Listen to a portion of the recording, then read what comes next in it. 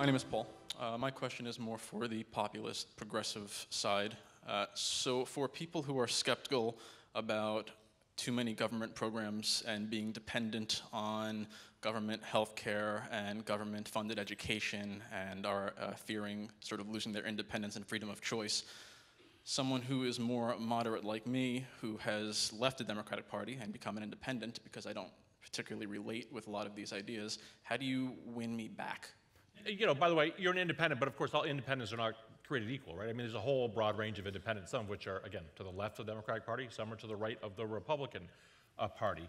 What I would say to you is, on the issue of free tuition in public colleges and universities, we already have K through 12. I think we all support probably going down to pre-K. I don't know if you guys are in that camp or not.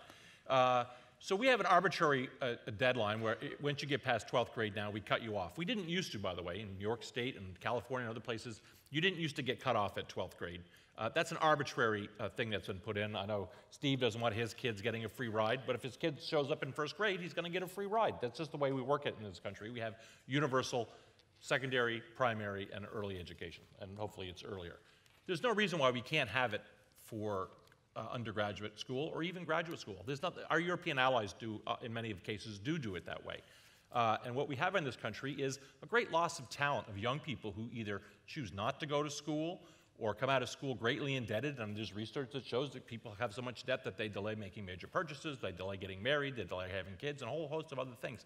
And we have got to be, if we're going to compete in the international environment, and I know these guys are all into competing in the international environment, as I am, as Corinne is, we have got to have the best trained workforce in the country. We got to maximize the human capital of our population. And that means having people who are educated. That has a great social benefit. That's Jeff, not just a... I have to wrap this section. I just want to say to the gentleman who asked the question, so Jeff made a pitch to you on one of the particular programs that would cost money by showing you what the benefits would be.